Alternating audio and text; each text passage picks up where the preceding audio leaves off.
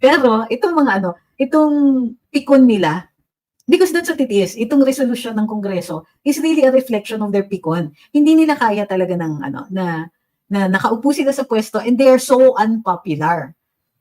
Ang magagawa natin, napaka-unpopular naman ng ginagawa nila. Sino ba ang yung kumbaga, they're so, parang privileged. Gagawa ka ng ganyan, tapos gusto mo, hindi ka kinikriticize. Guys, what's wrong with you? At least dito sa social media tayo, alam natin when you, inevitably, di ba? Sometimes magkakamali ka. So, may mali kang sinabi. The internet will not let you forget it. Anong gusto nila? Except sila? Ay, nako.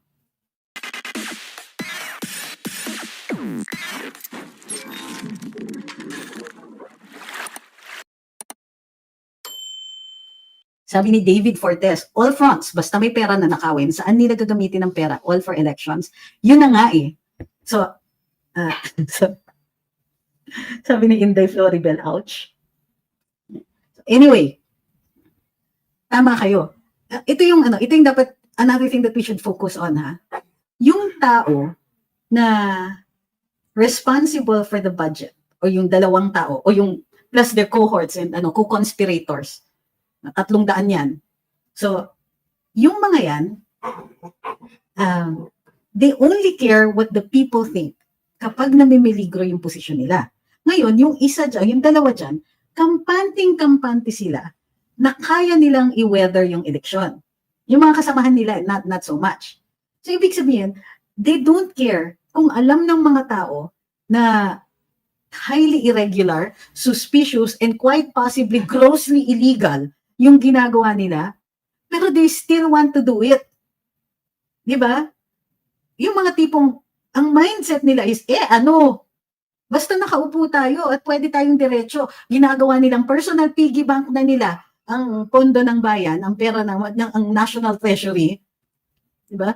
Personal piggy bank na nila yung National Treasury. Tapos, ngayon na nabisto sila, iber lang, hindi, tuloy natin to, may ganun. So, but that doesn't mean to say na yung isa gets a free pass. Okay, si Presidente, mayroon pa rin siyang dito, liability, kasalanan dito. May kasalanan pa rin siya kasi pinamihasa niya yung pampinsan niya. Kasi pinabayaan niya kahit yung sarili niyang political capital na erode na ng pinsan niya. Okay?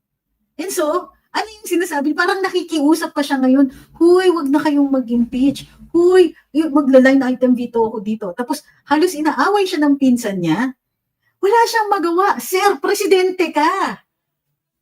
Congressman lang yung mga yan. So, nakikita nyo, yung isa doon, huling-huli na. Di ba, what we were talking before, ang mga krimen, normally yan, you commit it in secret. Para walang huli.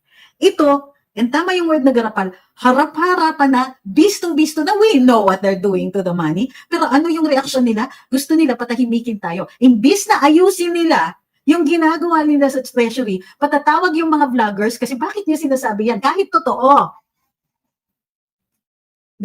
It's not enough na makapal. No, it's makapal, it's abusado, it is cruel. And it just smacks of greed. Ay, nako.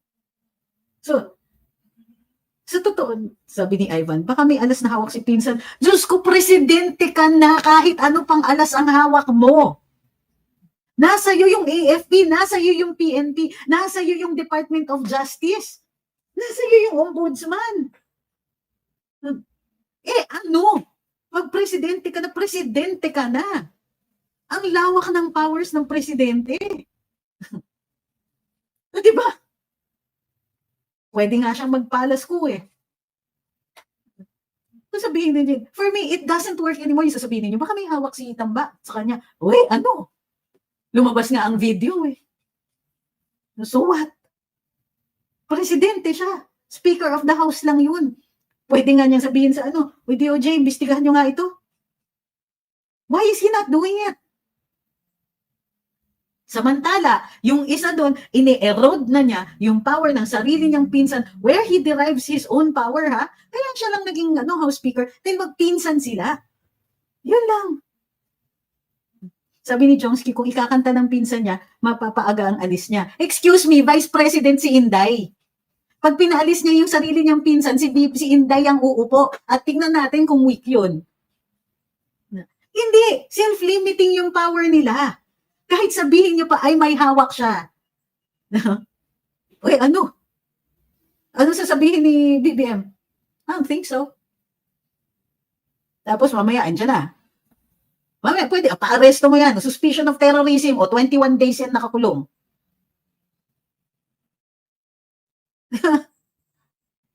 Presidente ka? May kinatatakutan ka? Ibig sabihin, hindi siya marunong gumamit ng power. Isa pa, wala siyang partido. Presidente ka, wala kang partido. Sino ang mga pinatatakbo mo for you? Nandun yun sa partido ni pinsan. O, sa partido ng anak niya. O siguro yung sa anak niya, siya na rin yun. Pero excuse me. I apologize.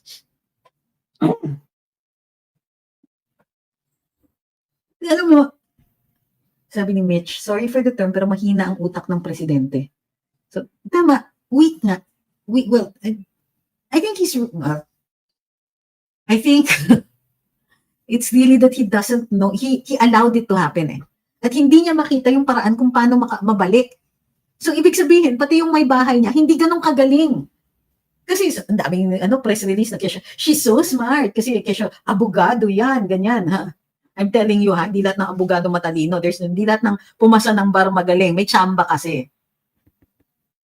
Hindi ko nababanggitin kung sino yung feeling ko tsamba. Anyway. Loka lang. Anyway, ang punto dyan is, di ba, they have nobody to blame but themselves. Ano yung mga inuna ninyo? Tingnan ninyo ha, imbis na pag-umpisa mo dyan, nagko-consolidate ka ng power mo. Okay? Nagpaplano ka na for the next elections. Para kahit paano mayroon kang how do you call this? You will maintain yung yung power mo, and it is exercised to other people. Itong si Presidente should have had his own party strong enough para pagka na-check din niya yung power ng pinsan niya, hindi nakampante siya. Kampante siya, pinsan naman niya yung may hawak without thinking that there could come a time na hindi sila ang magkakasundo. Oh, anong blood is thicker than water? Mali yung interpretation ninyo sa kasabihan na yan. It's not true. Ay. Pag sinabing blood is thicker than water, yung shared experience actually is stronger than the water of the womb. Sabi ni On Libra, only shows the mindset na nag-okray na kapag sila may hawak na CF diretso sa parlor para magpariband. Sabi ni Django, PhilHealth and Duran-Duran impeachable offense na. Yung Duran-Duran, pwede. PhilHealth, kasi ang naggawa ng budget na yon ay yung Kongreso. So, hindi impeachable officers po ang congressmen. Sabi ni Ma'am Soraya, ulitin ko na lang to kasi frequently asked question ito. Mukhang alarming now regarding PDIC. Mukhang alarming now po regarding PDIC. Ano po comment ninyo dito? Status ng banks and depositors po. Ano kaya? Mag-hard-in savings alarming po. Anong comment ninyo? Okay. 2 beses nyo pa talaga inask yung anong comment. Ma'am, pinag-usapan na nga namin yan kahapon. O sige, uulitin natin. Ano ba ang PDIC? PDIC is insurance. Kinukuha ng bangko yung insurance na yan para kung may mangyari, let's say nagka-bank run or at hindi sila makarecover niyan sa kanilang bank run, yung mga depositors, yung kanilang savings ay insured up to 500,000 pesos. So, yung pagkuha ng pondo sa PDIC means na malilimita yung capability ng PDIC na managot for the 500,000 pesos. So, hindi kayo dapat natatakot sa health ng bangko because that is a separate issue from the PDIC. Pero kung worried kayo dun sa state of health ng bangko ninyo, then yes, magkakaroon talaga ng issues yan. So kung unstable ang bank, doon kayo maaapektuhan. Hindi ibig sabihin pag kinuha niyan, yung mga bangko yung magkakaproblema. Hindi po. Magkakaproblema sila in the sense na makakulitin sila dahil baka hindi masagot ng PDIC yung liabilities pagka collection time na. O may nangyari dun sa bangko, nagsara. Hindi maibalik, hindi talaga mababalik ng buo. Yung i-insure lang na amount is only up to 500,000 pesos per account dapat yun eh. Pero, depende rin eh. So, in some instances, alam ko per bank. Sabi ni Ma'am Jessica, may high risk daw na bank run sa next banking day, January 2. Dahil nag-worry ang mga tao. Yun na nga eh. Ang nakaka-unstable kasi, yung mga allegations of corruption that will affect private property.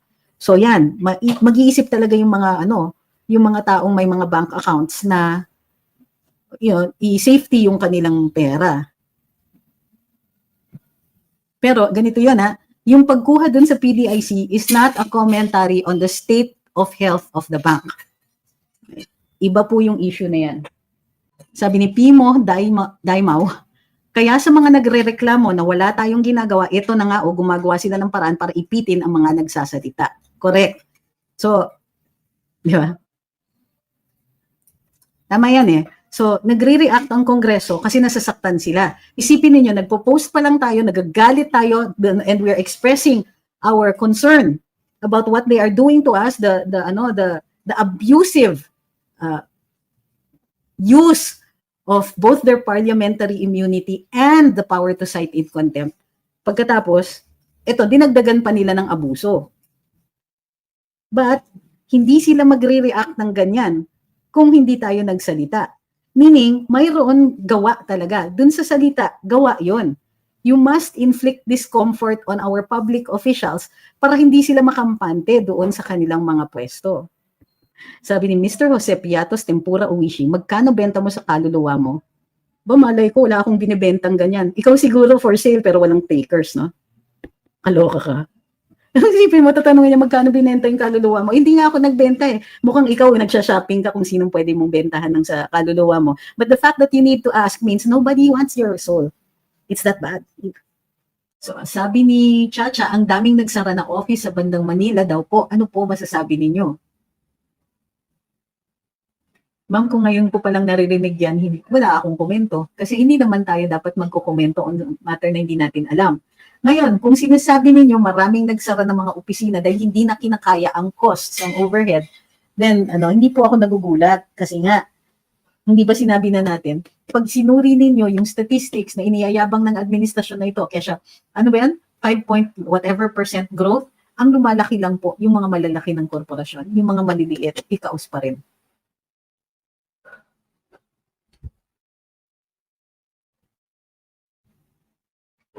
Sabi ni Ma'am Nolita, clear po, good evening po, takot lang sila sa lakas ng SOCMED.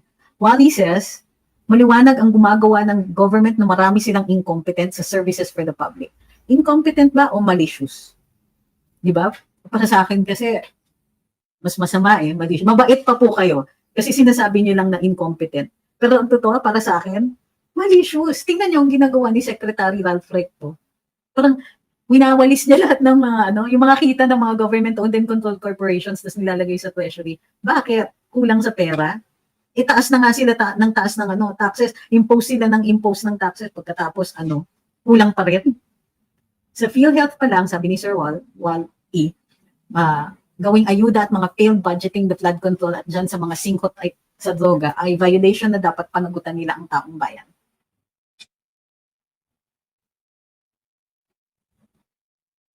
Sabi ni Danilo, di ba pinapasooli kay Senator Bong Revilla ang 124 million doon sa PDAP scam? Yes po. Pero hanggang ngayon, hindi sinusuoli. Kaya nga po, dapat, kasi hindi pa naman tapos ang kaso until isoli niya. So, may pagkakataon ang prosecutor dyan na magpa-issue ng writ of execution yung Sandigan Bayan para kolektahin nila in some other way. Sabi ni Blunt and Tactless, based on income tax returns, can Romualdez Marcos wealth be questioned? Yes. If they don't have any justification for it. Dapat income tax returns as compared to lifestyle. Kasi, di ba, pwedeng, on paper, wow, ang laki ng binayad na taxes. Pero pag tinignan mo yung lifestyle, teka, parang kulang ito ha. So you must compare it with something. If they don't have any justification for their net worth, what cases can be launched? Violation of the Anti-Graft and Corrupt Practices Act, and of course, may kaakibat dyan na money laundering. Yan, graft actually. Or plunder. Sabi ni Edu, madami kaming matututunan sa inyo, ma'am. Saan ang galing? Salamat! Anissa says, wag na lang sila iboto, at least nakaganti tayo sa mga congressmen. Sa akin, ako, actually they deserve more. Para sa akin, dapat nga kinukulong sila. Hindi ko lang talaga makita kung paano makakasuhan sila ng criminal cases. Sabi ni Zachary, natatawa nga ako sa Quadcom, madali na nilang i-contempt yung ibang resource person, pero si FPRD na sinasagot sila ng pabalang, hindi nila ma-contempt. Totoo, ibig sabihin may kinatatakutan pa rin sila. Sabi ni Blue Star PH, di na sila nahiya, mga public servant, in short, lingkod bayan, kaya kala mo mga hari, sino ba nagpapasahod sa kanila, di ba taong bayan? Totoo, dinanakaw pa nila yung yung, so may sahod na sila, may nakaw pa, ano ba? Grabe ang lamang. Sabi ni Guillermo, okay lang naman ang pagtaas ng SSS, wag lang nilang pahirapan ng mga tao sa pag-claim ng pera natin. At sana commensurate naman. Diba? Sabi ni Mel's, tax-free pa yung kinulembat nila. Totoo, tax-free, penalty-free pa. Sabi ni supporter ako ni Duterte, allow po ba, yes, SSS is government. Allowed po ba sa batas na maupo pa din sa House ang isang convicted na kongresista? Alam nyo, mukhang bago kayo dito, so welcome to our live. Kasi madalas namin sinasagot itong katanungan na ito. Depende, ganito yon, kailangan convicted by final judgment. Pero, kahit final na po, actually at any time, basta na-convict na, pwede yung convicted na yon ay kasuhan ng sa Committee on Ethics at gamitin yung resolusyon ng hukuman para pagpapatunay na hindi na siya nakarapat-dapat sa sa Kongreso o dun sa sa Kamara. Hindi nangyayari po yon. Ngayon, what if convicted na siya by final judgment? Makukulong siya. So, pero kongresista pa rin siya. Ang paraan para tanggalin ay through the Committee on Ethics. Normal ba pag yes or no lang ang sagot sa Quadcom? Kasi pwede po nilang i-ask ng yes or no questions lang. Sabi ni Paddington, nakawin man nilang pera ng mga taong bayan, magkadakip na sumpa yun. Mabulukan sana sila.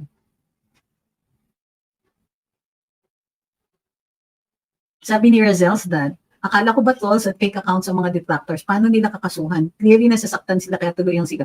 Actually, tama ka. Clearly nasasaktan sila kaya tuloy ang sigaw, binudol yung Pilipino. So sabi, oo nga no, kung false yung mga nagsasabi ng ganun, so bakit tayo yung papatawag? Din man tayo, may mukha eh.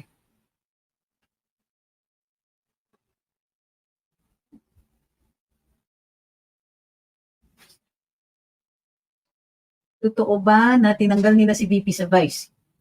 Sinong nila at anong vice Vice chair ng NDFL Cup? Alam ko nag-resign siya doon. Sabi ni Ma'am Christine, it feels like they're about to make a run for it the way they're raking in money from everywhere. Are they feeling the heat? Chop, chop, chop. I don't think it's going that, for me, the personality of the one that's really, really greedy, parang hindi. Pero the personality of the other one, parang type niya yung tatakbo. As in, away, run away.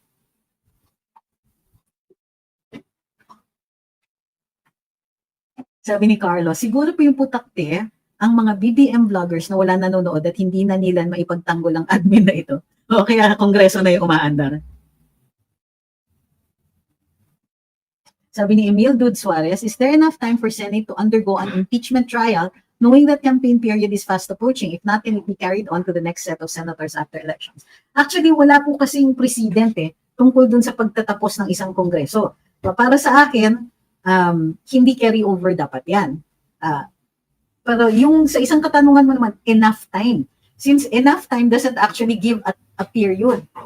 So, halimbawa, kung titingnan natin yung impeachment ni Justice Corona, hindi naman tumagal ng lampas 4 na buwan, di ba? So, kung January to April, kakayanin, pero paano sila mangangampanya? Next, sabi ni Carl, sana yung kanilang pagkabisi hindi tungkol sa impeachment.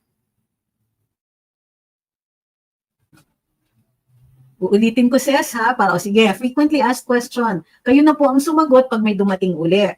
Okay. Dahil halal po sila, hindi ganun kadali magtanggal sa pwesto ng kongresista, senador, mayor, etc. Ang argument ng mga kongresista ay dahil may mandato sila, ang mga appointive officials cannot remove them from office. Walang mandato, hindi sila equal mandate. Therefore, ang pagtatanggal sa kanila sa Kamara ay bunga parati ng ethics complaint. Okay? So kahit convicted yan, lalong-lalo na in the case of Congresswoman Franz Castro, hindi siya convicted by final judgment. Therefore, lalakad-lakad pa siya ng ganyan. Pag siya naman ay convicted by final judgment, ikukulong na siya. Therefore, hindi na magagampanan ang kanyang duties bilang kongresista. So, pero tingnan niyo, di ba si Laila de Lima, convicted na, senadora pa rin. Okay? Pero yung lakad-lakad ni Congresswoman Franz Castro, ito ay dahil malamang ay nag-file siya ng bail pending appeal o bail, pinextend yung bail niya habang naka-motion for recon yung kanyang kaso. Sabi ni Ola Piña, so post na ginagawang big deal ang lechon nila PRD pero hindi ma-question yung luxury items ni Kimbo o kotse ni Abante. Kaloka masyado. Yung para sa akin, issue pa rin yung ang dami-daming foreign trips na ang purpose daw ay foreign direct investments. Pero anong maipakita? Walang brick and mortar investments. Walang investments dun sa into yung dumadami yung trabaho dito, dumadami yung mga negosyo o maraming nag-i-invest sa mga kababayan natin. Hindi ko, konti lang. Budol pa rin. Dominador PKSS, pareho daw yata sila na may balak na kumandidato ng presidente si Martin Luther King ng Amerika at si Martin Luther King sa Pinas. Ewan, hindi alam itong may nagsasabi lang. Hi kay Ma'am Marie, sabi niya kung pwede lang kapag parurusahan ang mga magnanakaw ng mga politiko, itali sa puno at lagyan ng malalaking hampi. Sabi ni Amelito, good PM po attorney, dahil po sa kabila ang rally sa iba't ibang bansa, wala na siguro mag-i-invest dito. Babagsak ang ating ekonomiya natin. Ano ang dapat? Alam niyo na kung ano ang dapat. Sabi ni Slowhand, may echo yung audio ko sa FB. Para dun sa mga nanonood sa FB, may echo po ba? Hindi niyo po ba ako maintindihan sa aking salita dito?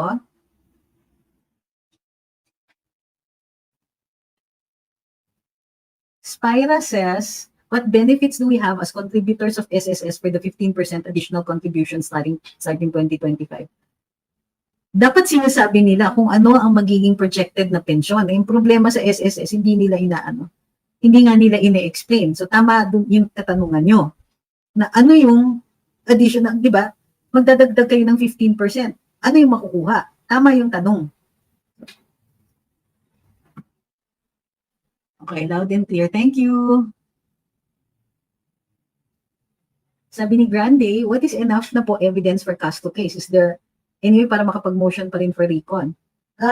Karapatan po kasi ang appeal at kaakibat niya ng motion for recon. So you're allowed talaga the opportunity to appeal. So kung walang enough evidence or wala kang enough na argument doon sa motion for recon mo or for your appeal, madi-deny pa rin yun.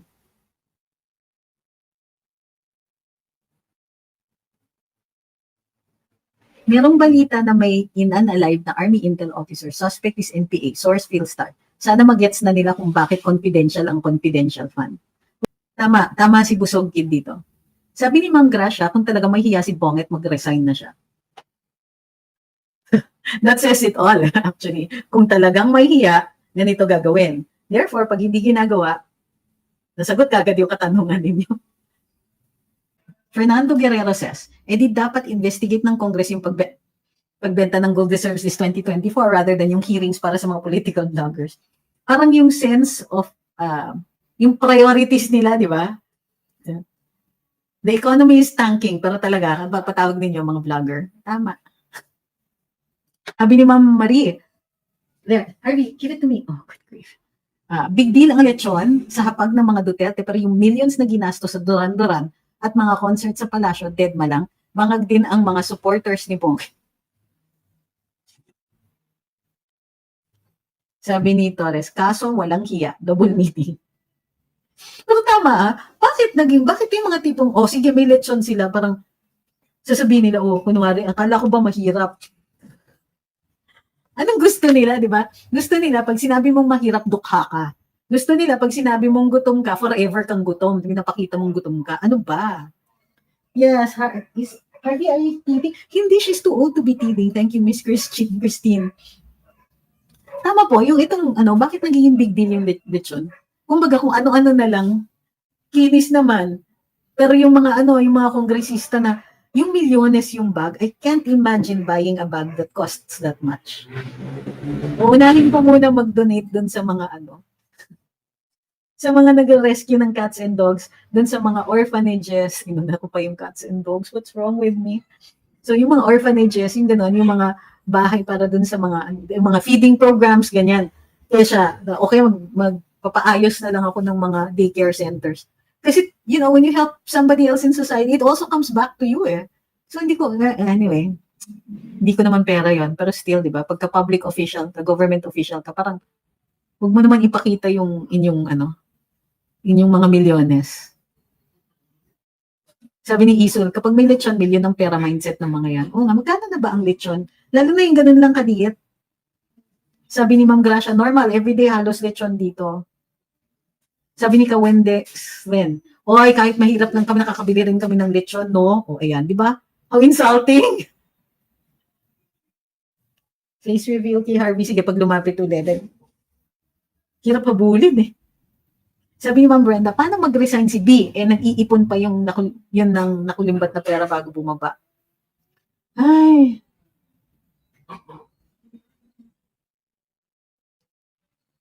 Sabi ni Pimo, Daimao, ay nako, ako napapamura ako dyan, attorney. Sa Davao City, mura lang ang lechon.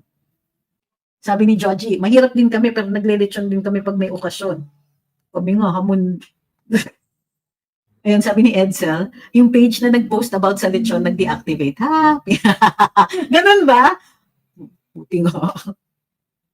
Sabi ni Inday Lagat, lechon, big deal, mga magnanakaw talaga eh. Kasi wala na silang makita sa mga Duterte, wala na kasi naniniwala sa mga salot na nakupo sa Malacanang at mga kampo ni Tambaloslos sa Whatcom. Ay. Sabi ni Busog Kid, kahit nga below average yung sahod, kayang maglechon sa ngalan ng Pasko. Ang OA naman nila, gusto ata nila makita is galunggong at bagoong ang kinakain parati ni Tatay Diggs. Ay. Tapos sasabihin nila, may 125 million kang confi funds, tapos may drama kang kumakain ka sa karinderya. Ang sarap yung middle finger, What does that have to do with anything? Parang, kaya nga siya dyan para sa akin, it makes sense. Kumakain siya sa karinderyahan kasi simpleng tao siya at ganyan yung normal niya. Hindi siya and in fact, kahit 125 million yung confidential funds, hindi naman niya kinuha yun at pinambili ng magagpong lunch. Ano ba? Parang hindi nag-iisip talaga.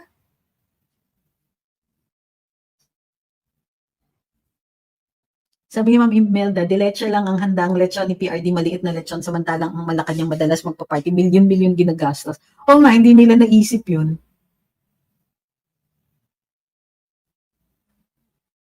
Marilyn Otaza says, amin pag walang pambili ng isda, maglechon na lang kami kahit walang okasyon. Marami kasi kaming alagang baboy at lemongrass at asin lang katapat niyan.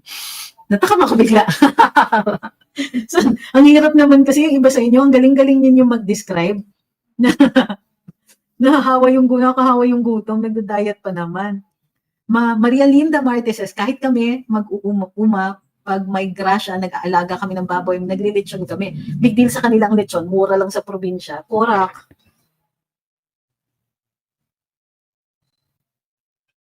Ka-UPSS, naku, itong mga alta na to, kung tatry man nila kumain sa karinderya, mandidiri yan for sure. It means you can't take them anywhere. Okay. So, wag na tayo masyadong malihis sa lechon. Masyado na natin binigyan ng panahon yung mga yan.